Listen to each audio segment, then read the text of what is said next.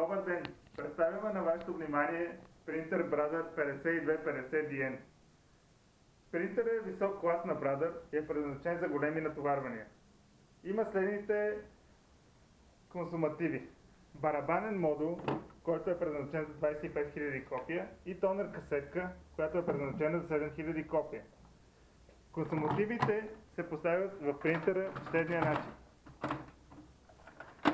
Също така принтера има тава с капацитет 250 диска.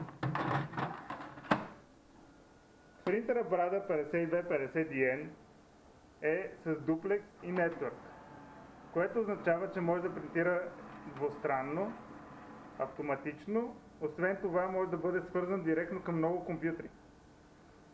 Принтера има добра скорост от 35 страници на минута.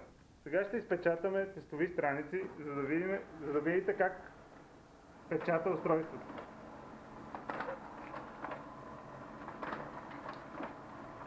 Както виждате, качеството на отпечатка е перфектно. Това е един много добър и надежден принтер.